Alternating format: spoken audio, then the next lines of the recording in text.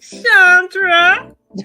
Hey, G, how are you? I'm well. How are you? Laughing at you. That's how I am. You know I start every episode the same way, and you're cracking up like you didn't know. Well, maybe it falls a little differently today. I don't know. It falls a little differently. I don't know what to tell you. It's great to be here, and I'm so happy. And I know who's coming to join us, but I want you to tell Who's everyone. coming? Who's coming? Come on. I'm excited, as always, to elevate the magical educators that we have in this world. And today we have with us Ms. Tiara Abu. Please welcome, welcome, welcome. Hello, everyone.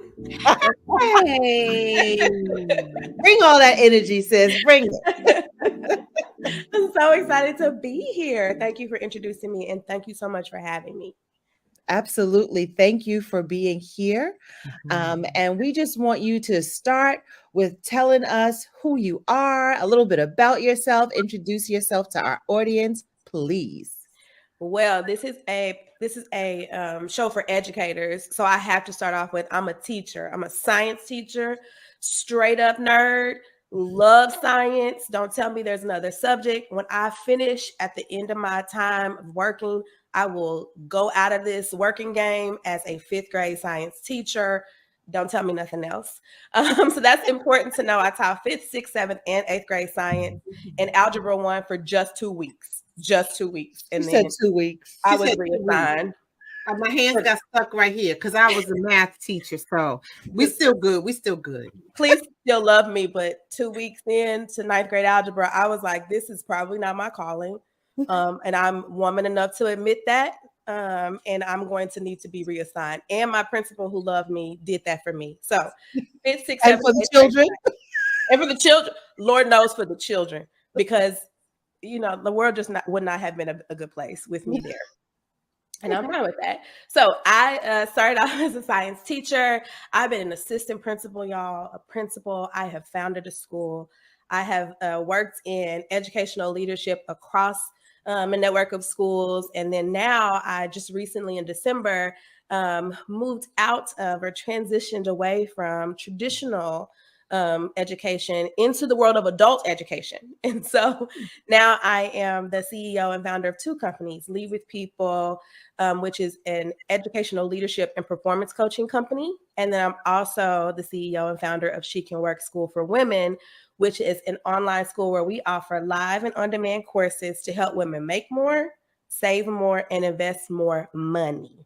So that's what I got going on now. That's all. That's all. That's all. I'm a new mom of a teenager.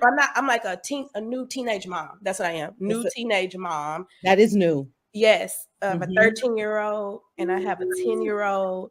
Both are boys. I live in a house with a boy dog, a man husband, and 2 boys. So pray for me. Love me. Do everything you can for me. Lift me up in your thoughts. You can relate to that. Yeah. Oh, wait, I see the performance coming out right there. She said a performance-based business. I already know you're going to get some contracts. For sure. Listen, you said you're an educator first, and I felt the passion, I felt the energy, I felt the enthusiasm. Tell us a little bit about that part of your journey, your role as an educator. I have been a teacher my whole life. I'm one of those people. So, and then people said, well, no, you were bossy your whole life. Same thing. For me, I have been heavily invested in people learning more. I've always loved to learn myself. I've always been, even as a little girl, very invested in other people learning. I'm an avid reader, kind of an avid just explorer of things. And so for me, I didn't start out wanting to be an educator. I thought that I was going to be a dentist.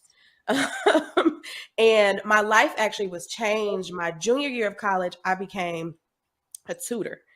And I became a tutor because that was the only job on campus I could get for $13 an hour. So it was one of the highest paying jobs at the time. And I was like, sign me up. What do I have to do? Read to somebody? Y'all, I had never even wanted to have children, never wanted to work with children, never even thought about kids in my daily life, except for my younger cousins. But I was like, $13 an hour, I probably can handle this. So somebody trusted me enough with their child. Once a week, it was me and Laura. She was a third grader who could not read. And for me, reading was everything. It had been a passion of mine, books and the exploration of language and just going to foreign places. I couldn't imagine a baby not having access to that when I myself was such an avid reader. And in my time with her, it was, I don't even know how many weeks. It couldn't have been more than a semester.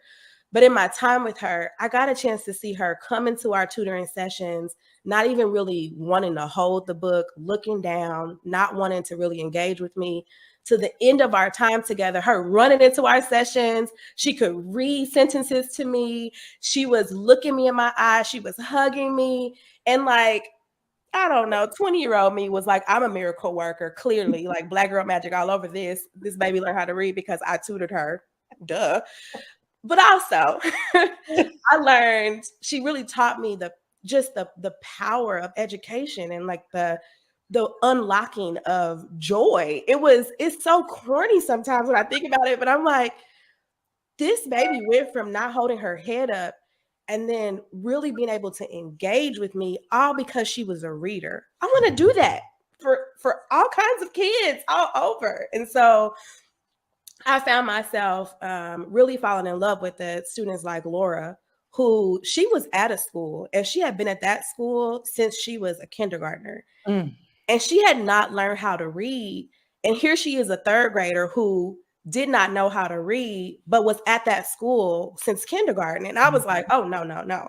So I wanted to work in schools, and I've always wanted to work in schools where somebody said that these babies weren't enough, but I'm going to show them, because that's just who I am as a person. My personality is strong. I'm going to show them that actually, if you take the time, if you pour into them, if you believe in them, if you keep learning yourself and keep trying and making mistakes and trying again, the babies can learn. And so that has been my journey in education. Ever since Laura, I've been like, no, kids are going to learn how to read. No, I know he speaks Spanish today, but he can learn about science. Like, science is universal. And so that's what I'm always after. And now in my new companies, I've said to people, I started She Can Work School for Women because education is freedom. And so now I've moved away from teaching kids to read and write, but I've moved to helping women really understand their finances and become educated about the world of their money, because money, unfortunately, whether we like it or not, is what we need to gain power in the world. And when women have more money, they are more powerful, just like when little babies pick up a book, they are more powerful. And so that's me in education. And you can't tell me anything about the power of reading and the power of learning new things for children. I believe it actually makes kids get bigger, y'all. Like, that's how crazy I am. I'm like, kids grow when they learn. Watch these kids grow over the year. And they did that because we are filling their brains. And as your brain is being stimulated, it is like sending all that you need to the rest of your body parts to physically make you grow. And don't tell me I'm lying, because I just won't. I won't take it. So I would love to know her as a vice principal, right, Chandra? Because no, is that when your heart got broken? As an assistant principal, I was a new leader. You didn't want to know me then, because you know how I'm saying it to you so eloquently now. There was a time in my life where if you would have said children can't learn, then I would have said, well, then you don't need to work here. You need to find you somewhere else to work. And, you know, I was a firecracker as an assistant principal. So maybe it was a less graceful version of me. Very passionate, less graceful. I thank you for that honesty. Yes. Fair enough. And, you know, with that said, I'm just listening to, you know, the science teacher to the assistant principal, like this journey that you're talking about.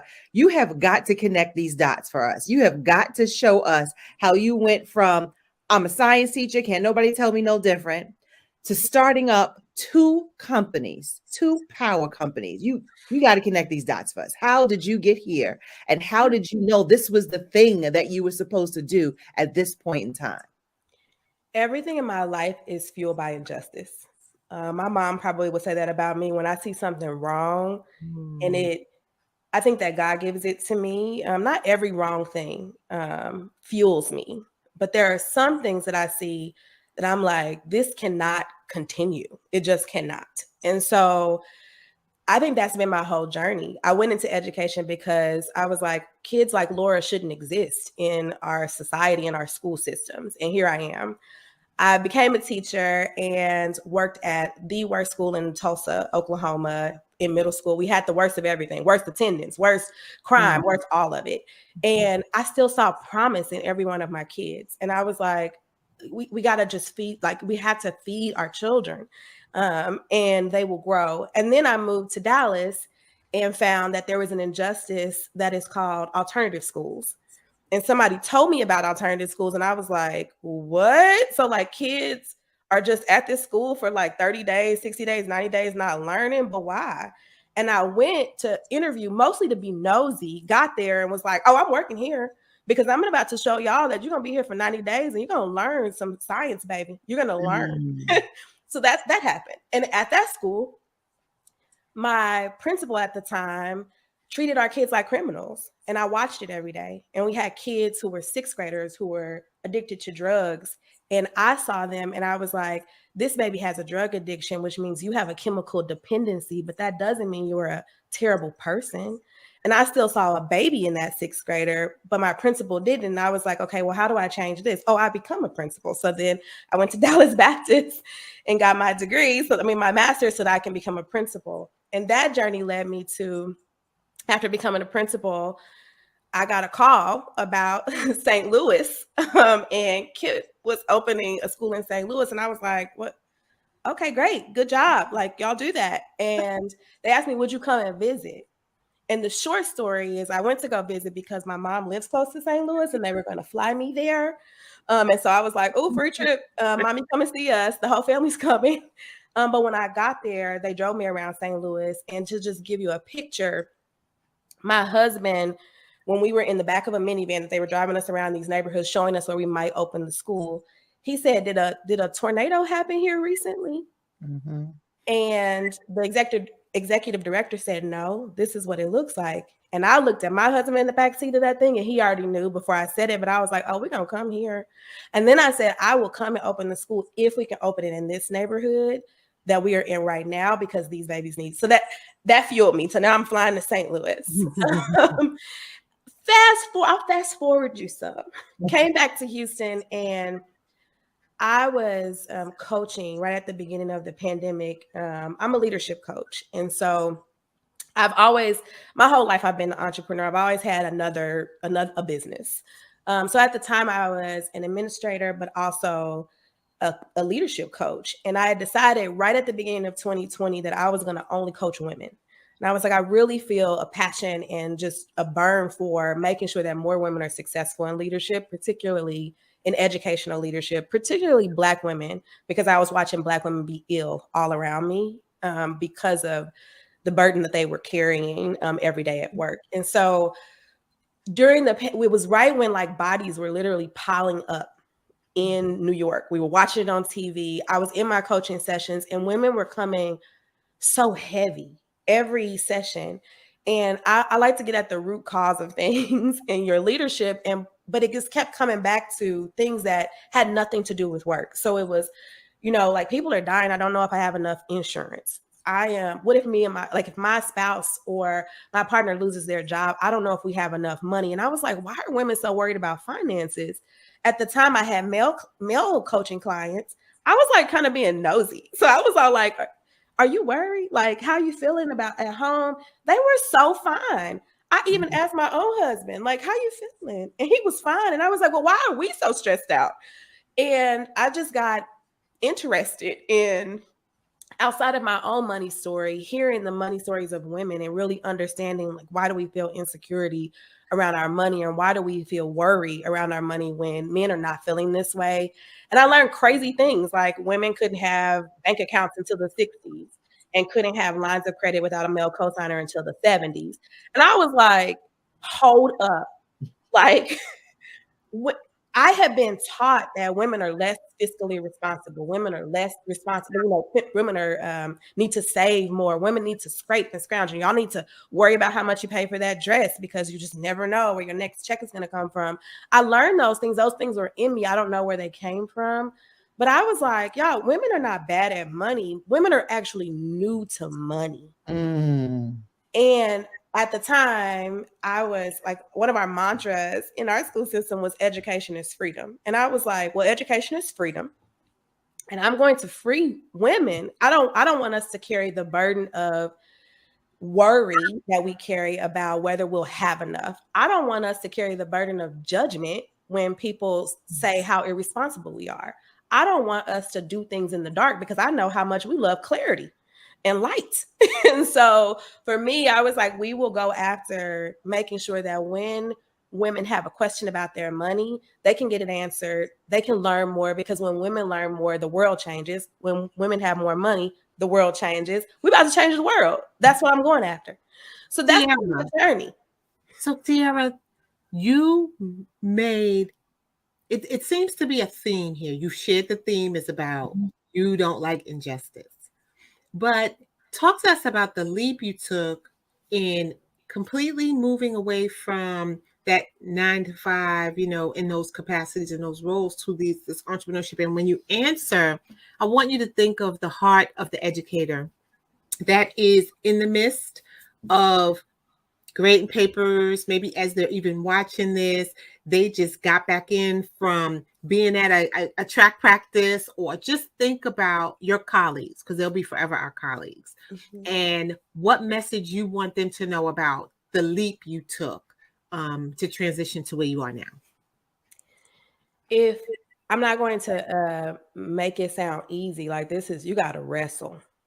And I had to wrestle, and I had to cry, and I had to snot around, and I had to waver. I had to go back and forth, but you have to wrestle, because I love children. I love watching kids learn. I miss it. But I had to wrestle. So I think there are these times in your life where I believe you have to wake up every morning and you have to ask yourself, am I living my purpose? Every morning I woke up and I went into a school, I knew I was living my purpose. Every day that I wasn't in a school, I was outside of my purpose. And so I knew that that was my purpose. But there was also something pulling me that felt extremely aligned to my purpose, my overall purpose in life. And I believe my overall purpose is still to be an educator. And I believe my overall purpose is still to lead people towards like a better tomorrow. Like that's what I felt like I was doing every day. And so I think a couple of things happened for me. The first thing that happened for me is I felt a tug in a different direction. And I was like, wait, so I don't feel like I'm supposed to get up every day now and do this. I'm not supposed to go to schools every day. There's another thing. And that thing came through my realization that there was an injustice for women in money. And then there was a moment where I had to evaluate, like, because this is where the wrestle comes in. I'll tell you honestly what I felt like, y'all. I felt like if I walked away from classrooms or schools, then I was walking away from children. And I was like walking away from this commitment that I had made. But then what I had to do was remind myself that my life is so much more than my job. And I can have an impact on children, education, and the world outside of a school and outside of the current organization I was in. So can you say that again? Say that one more time. Say that one more time. You can impact the world and you can live your purpose outside of the walls of a school. You can help children every day without being in a school every day. And so I had to tell myself that, y'all. I had to like go, wait a minute, girl. It was like a wake-up call. and I've said this to teachers in the past. Like I have said to as a principal, knowing you're going to leave my school, leave a vacancy, and I'm going to have to fill it. So I'm feeling the pressure of that. But I've always told people, you need to go where you feel whole. And if you don't feel whole here, you're no good to anyone because you're not being good to yourself. Go be good to yourself, because we need you as a person in humanity. I don't need you as a teacher. I need you to stay alive and stay whole and stay healthy. And so for me, that I had to like come to that realization. I think the last thing I had to do was I had to stop saying, like, being a victim of what other people wanted from me and what other people thought I was supposed to be doing. So there were people literally making me feel bad for being an entrepreneur. Even when I was not even leaving my full-time job, there are people who make you feel bad. Like, I can't believe you are doing this. You're walking away from children. I can't believe you are going to leave our organization. You're going to leave a gap. And I was in a senior level leadership position. And so, yes, like functionally, I'm going to leave a gap. But baby, I'm taking up a whole different kind of space in the world. So I'm leaving no gaps under God. I'm just leaving a gap here. And so I think people have to, I will tell all of my teacher friends, you'll have to know that your purpose in life is bigger than your job. It's bigger than the school. And children, y'all, children are not going to stop being born. So they're going to still need you. And you still get to impact those children in ways outside of school. You can do that outside of school. And so I think that's what I would say. I would say, one, wrestle with yourself and make sure you're living in your purpose. Two, I would say you have to like know that your impact goes beyond the walls of a school. And three, don't let people tell you that you living your purpose is connected to your job title or your job or the school you're in, because that's not true. That is absolutely a lie. That's not the way. That's just not the way of the world. And the world is huge.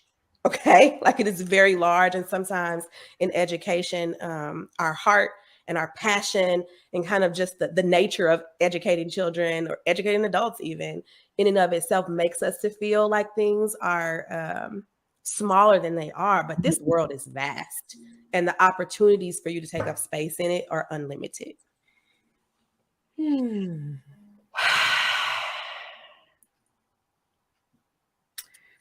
I feel like saying good night, everybody. You know what I'm saying? Like, I don't have a mic to drop right there. I need a mic to drop. I can't tell you how often we talk about, I like to call them our teacher human self, right? Because there is this whole perception, and let's be real, as teachers, we often put on that cloak ourselves, right? That we are teacher 24 hours a day.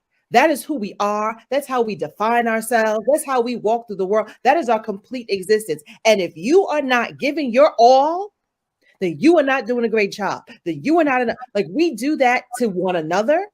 We do it for ourselves. And I'm like, wait, hold up. We are human beings who happen to be teachers. And it doesn't help that our profession is predominantly female. And so that perpetuates what you talked about in the languaging that we have kind of embraced and held on to. So yes, Chandra. Yes, Tiara. Yeah. It's too much. And and Tiara, I'm thinking about this. What can you tell our teachers that they need to hear that will allow them to give themselves the permission to be whole and complete people, walk in that purpose that you were talking to, find that passion? Because you and I both know how many times I'll do that when I retire. Maybe I'll do that on the weekends. Maybe I can't possibly do it now. I'm teaching. It takes up everything. I'll think about that in June. How do you tell folks, wait, stop, give yourself permission? I will. Well, first I have to make a confession before I, because I don't want y'all to think that I'm one of those people who is like, I've arrived. I'm like, this is so easy. So I'll make a confession that I was both a teacher, assistant principal. Well, I was a grade level chair. I'll put myself in my leadership hats. Grade level chair, department chair, assistant principal, and principal. And even in my leadership across a network of schools, that was like, no, you need to sacrifice of yourself. Like, that's what you got to do. Mm. I was that kind of person at one point. And I believe because of the work we're doing, if we're going to really prove what's possible, if we're really going to show up for kids, then you got to sacrifice. So I was one of those people who was like, you got to go hard. Now, what I'll say is, as a principal at my founding school, that's where I got hit in my face and had to start like, hold up, hold up. Because what was actually happening, what I saw happening was, for the first time, I had a vision that was so clear for how I wanted kids to be treated, for how I wanted them to feel, for how I wanted them to be whole in our school. And what I was seeing was that what I was saying to teachers, what I was doing to teachers, what I was requiring of teachers was trickling down the classrooms in ways that just didn't sit right with me. And so when I kept going, wait a minute, give him some space. Like, wait a minute, he needs a little more time. They were like, no, we don't have time because you said we have to go. You said we have to. And when people kept going, but you said, and I was like, hit in the face. Then I had to finally have a wake-up call, and I had to have some come to Jesus moments with some teachers who were very bold with me. And they were bold enough to say to me, girl, I am more than this job. So move around. And I listen to teachers because I respect teachers and hold them in such high regard that I was like, okay, well, what do we do different here? And so I think that what I would say, coming from someone who both inflicted this upon people, and then also someone who had to do the work of undoing both things that I was doing to myself, but things I was doing to others, I will say this. Number one, this is so simple. Y'all gonna be so mad at me. First off, try it. I tell people, try to go home and see what's going to happen. Just try. When you go home, and I've said this to teachers, this is when I was trying to undo it because they were in those classrooms and it was like 9:00 at night. And I'm like, y'all better get out this school. And they're like, no, but you said I had to be here in the morning. You said my anchor chart had to be up. You said that you said get real old. And so then I started to say, okay, Tiara, what do you really want?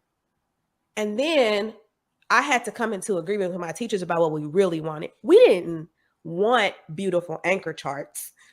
We wanted kids to have a visual reference to the information. We didn't want to have like spotless rooms. We wanted to have kids come to an environment that was healthy and clutter-free. That's what we wanted. I didn't want to have, and then I had to put my leader hat on. I didn't want to have teachers who came to the door every morning going like dragging themselves in. I wanted you to walk in here and be like, hey girl, hey kid. Yes. I wanted that. And so I started to have my teachers just try it. Try walking out the door and not doing that anchor chart. Try walking out the door and maybe the books are not done. See what your brain does with that in the morning, because your outcome that you want is that kids come to a clutter-free room. You want them to have a visual reference. But what you're working towards, this perfection that I have also held you to a standard around, and you're holding yourself to, is unrealistic. So like, what if we just don't do that anymore? So first I would say, try it. I'll tell you what I found and what other teachers found. We found that when you didn't stay to do those beautiful anchor charts in the morning time, the human brain is amazing. You could walk in there and you could suddenly put 4 squares on the sheet and draw the shapes that you needed to draw and stick it up there, and boom, you got an anchor chart. And you did not have to use a straight edge ruler to do it and make sure every color was right. And then you had stick figures that were like, you didn't need that. And guess what? Kids still learned. Or try walking out of the room and kind of leaving it a little messy. Try and see what happens.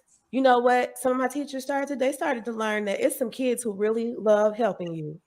And they started learning there's some kids who sit outside earlier than everybody else. And they start getting those classroom helpers. I had one when I was a teacher. Her name was Precious Green. We'll never forget her because she was my savior. I was pregnant and could not do a lot. And she was my helper, but my teacher started to do that. So I'm going to say it's so simple, but I'm going to tell you to try it and watch what happens to your expectations of yourself, but watch how your brain will like pick up and find new ways to get to those expectations. The second thing I would say, again, because I had to like undo my own bad behavior and heal, y'all, and like be a part of other people's healing. The second thing I'll say is you have to like, this is also scary, but there is a person that is like Tiara's former self that's probably telling you to do those things. And what you have to ask that person is, what do you ultimately want? Mm. What is it that you really want? Because if they want you to turn in your lesson plan on time, well, that's a matter of compliance. But why do you want me to turn in the lesson plan? Oh, I want you to turn in the lesson plan because I want you to be very prepared for your lessons, because I want to make sure that you're very clear on the content you're going to teach. Okay, what would help you know that I'm clear on that? And it's this conversation and dialogue about how do we get to the root of what we want, and then how do we get there in a way that doesn't have me killing myself? Because if I die, no lessons are taught. And y'all have to like know that. I know teachers can do this because they did it to me. They were like, girl, you either gonna stop telling me to turn these lesson plans in, or you're gonna tell me what you need to teach these, like to know that I'm prepared to teach these lessons, and let me teach these lessons. And I had to be like, okay, well, I would prefer for you to turn them in because that's about me. That's not about you. And I think that I'm not going to be silly and unrealistic. There's environments where people are like, well, I'll fire you for not being compliant. And what I'll also say is that is the time where if you're a Christian, you need to pray to Christ. If you're another religion, you need to determine who your Lord is and pray to them. And if you are someone who is stuck, then what I would encourage you to do, because this is real. There's some people who are like, okay, I'm stuck here. I can pray about it all day, Tiara, but I'm stuck here. I need to do this for right now. But I will encourage you to find another way to get that same income, because that's not the place for you. And what will happen is exactly what happened to me, and it's happening across this nation. People will go, okay, administrators, they will go, okay, I would like to stop losing my teachers. I would like for them to stop going to that school down the road. Guess what I have to do? I have to change. That's hard. Trying it is hard because that means you are letting go of, you have to like get things in your mind that like think about things the way you've never thought about them. You have to do things the way you've never done them before, but you got to try to know that it actually works. And Tina, can I stop you for a second? We're really talking about a system that needs to be dismantled, because you were this enthusiastic science teacher who went and reverted to someone who probably couldn't even see herself in that person. I feel like I heard you say something like that earlier.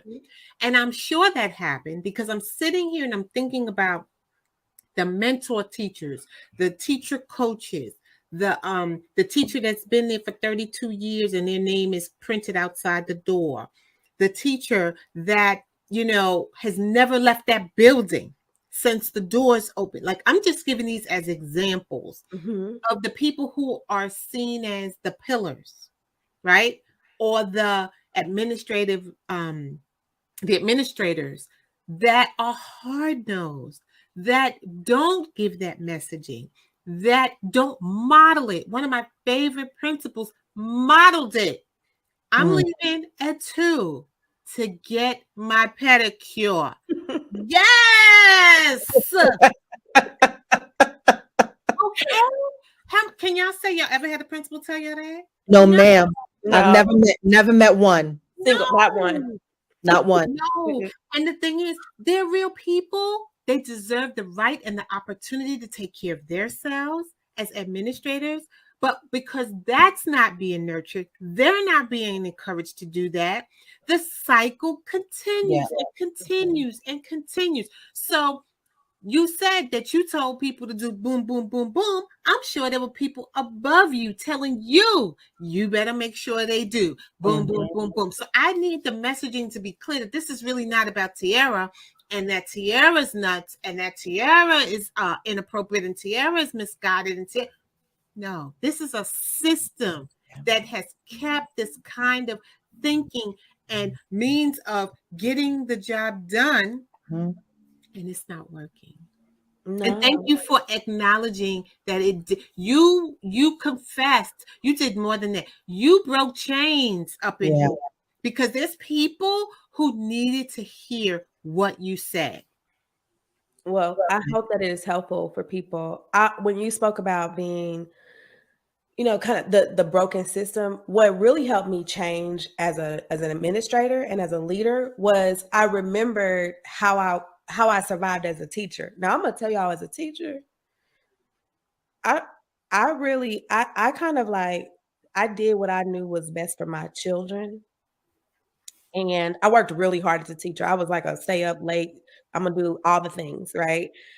But I also was a person who was a disruptor of systems. So when people who know me the best are like, she's a disruptor, they will just tell you that. I'm not doing it just because you said to do it. That just doesn't even make sense to me. But what I had to like remember about systems is that, or about our educational system, is that our educational system, number one, wasn't built to teach people. So it wasn't built to truly educate anyone. It was built to create workers. So that in and of itself, like so when you think about, like, let's just like put it like equate it to starting a business, the business model was broken from the beginning. Like it just was, because it was built for one purpose, but we tried to make it something else.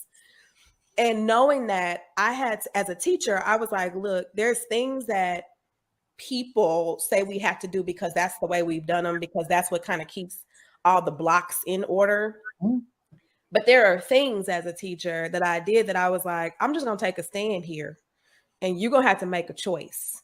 So I'm going to be honest. As a teacher, I had all kinds of crazy principles, but I didn't never turn in my lesson plans on the day they told me to turn them in.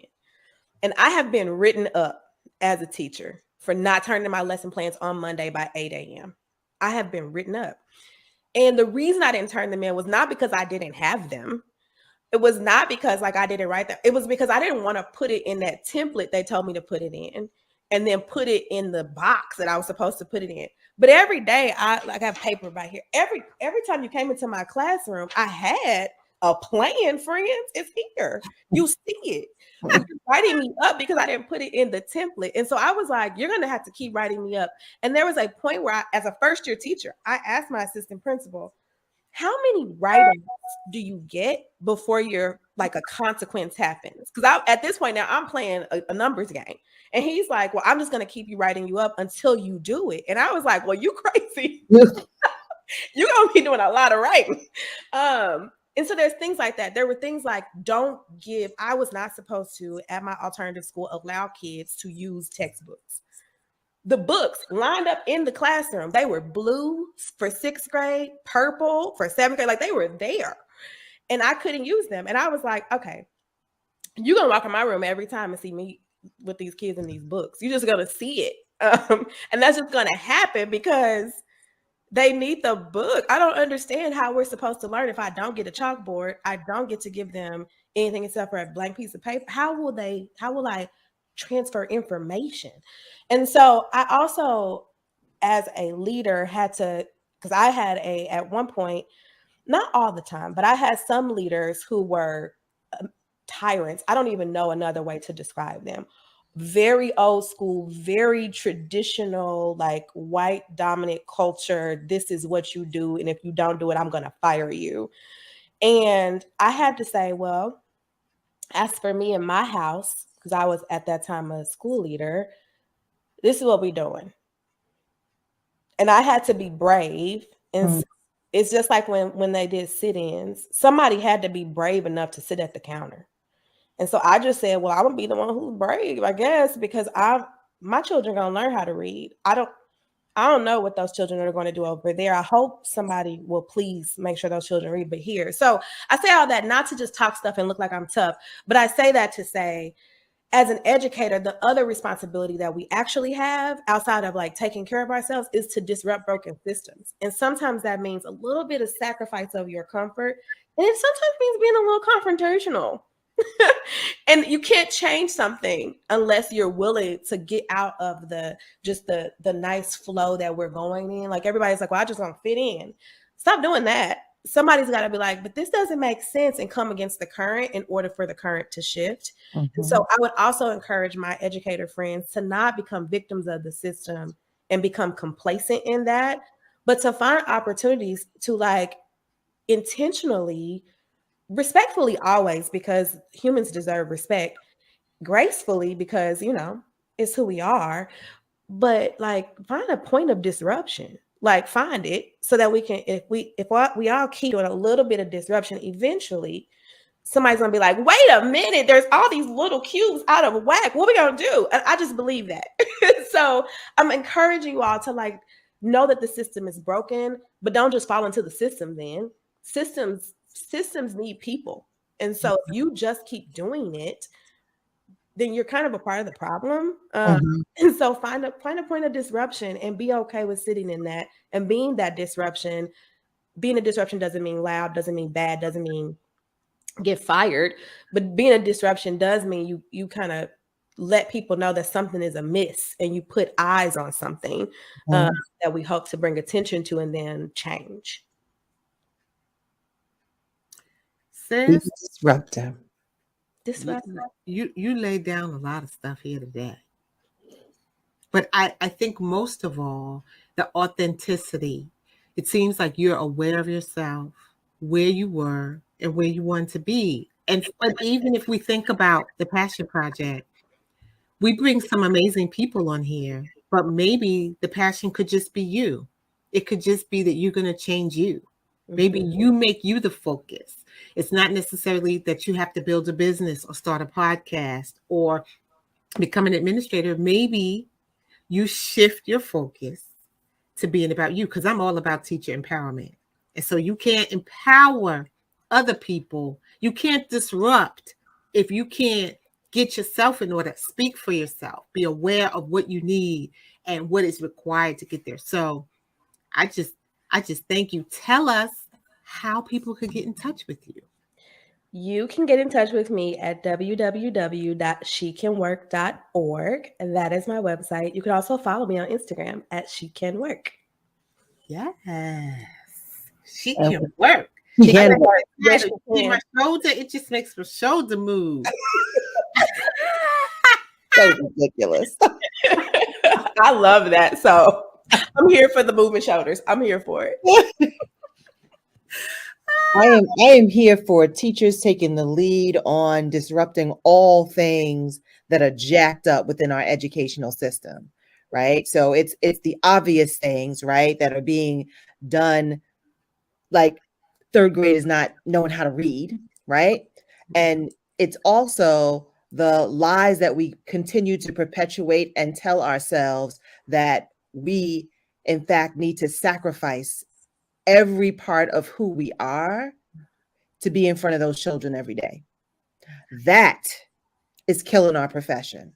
And by that, I mean that it's killing the people in our profession. And we have to stop doing that. So I want to say thank you for disrupting your own self, right? Because you were in it. Like, we got to do it this way. We got to do it. We got to do it. Kill it. So thank you. Because you could have been one of those school leaders when those teachers came at you and was smacking you in the face. You could have been like, you know what? Then you could just move to that school or that school, because up in here, this is how we're doing things. But you didn't. You held a mirror up to yourself and said, wait, whoa.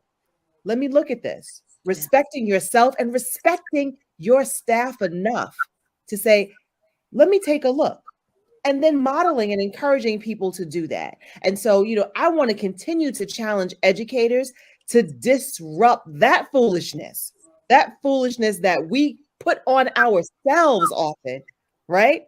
Of killing ourselves, of giving the side eye to that teacher, because she's going home and walking out the door, and she's gonna go pick up her kids, and she should not have to feel guilty about that. No, because she gets to choose.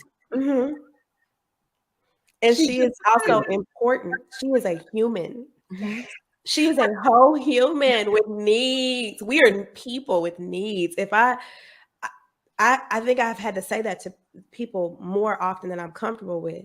Mm-hmm. Do you know that as a human who breathes, who eats, who desires, who cries, who hurts, who mourns, who grieves? These are people, not machines. Mm-hmm. Teachers are people.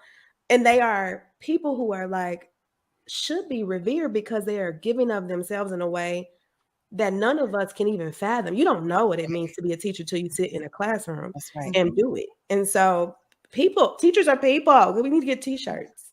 I think that we also need to remind people that you cannot look at another teacher and decide that that's the journey for you. Mm-hmm. You have to pick the one for you, because I remember choosing that I was going to stay till 5:30 2 days a week. But by doing that, I didn't bring things home. Mhm. And that was decisions that I made for myself.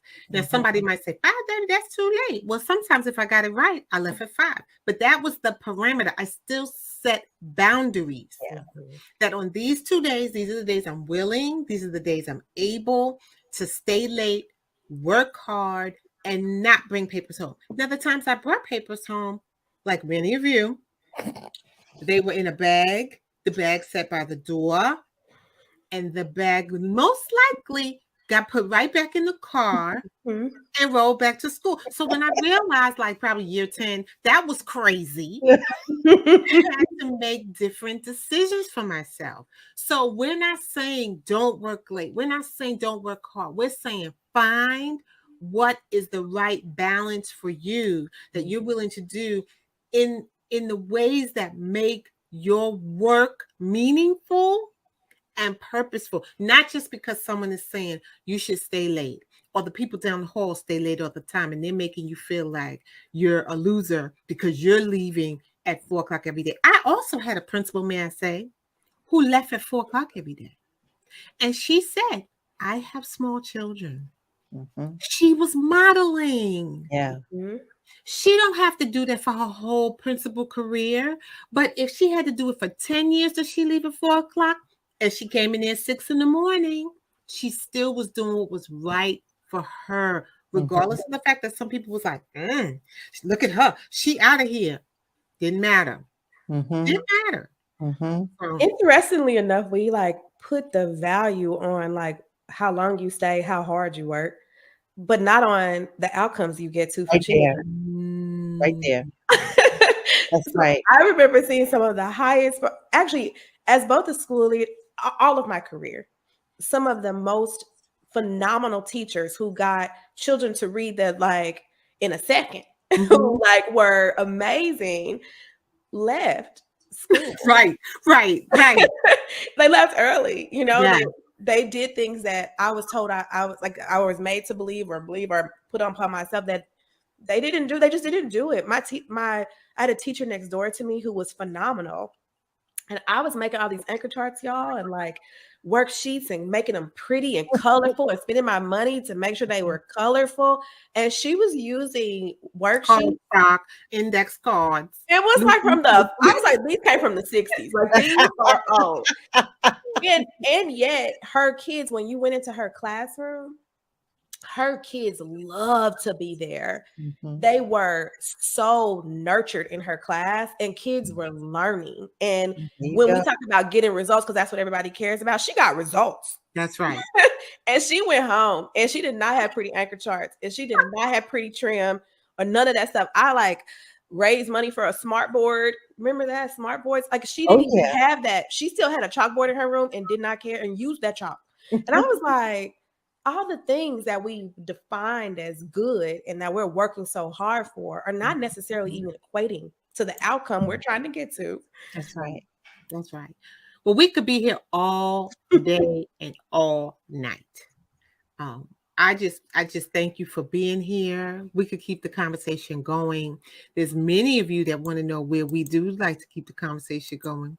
We like to keep it going at Real Talk Real Time Educators Forum on Facebook. And we also like to remind people that we're here. We're doing not only this podcast, but we also do Reflections of the Heart. You can find them both on our YouTube channel. And we're really proud of that. Our YouTube channel is Real Talk, Real Time Educators Forum. I almost said it's Chandra and Gorgette, but it's Educators Forum. Yes. And I do want to thank you so much for coming here, for sharing your story, for telling your truth. I just think it is so important that we share our journeys. You know, at my heart, I'm a coach of new teachers, right? And novice teachers at my heart. And we got to do better about how we train, about how we model, right? For novice teachers, because they're not going to make it. Mm-mm. They're not gonna make it. I tell people all the time, if I had to walk into the profession right now, there's no way I'd be able to do the 24 years that I've done. There's no way. There's no way. We have to do better. We have to do better. So thank you for sharing your journey of showing folks that we can do better. and be successful and follow our passions and smile and laugh and have a whole full life as teachers who are also human beings. Yeah. First humans, and then we're teachers. Okay. Yes. Tell them. First humans. Thank you, ladies, for having me. I feel blessed to be here, and I feel teachers warm my heart. So the fact that I got to come on here and teachers are hearing my voice, I just want y'all to know, even if I don't know you, I love you. I love you because you have like shown up in a classroom for children that are not your children, but you have embraced them and you care about the world enough to feed into our children. And so I love you, and you are amazing, even when you don't feel like it. You are amazing. Thank you so much. We're going to leave our information at the end, but hopefully you'll come back again and see us on the Passion Project with Chandra and Gorgette. Goodbye, everyone.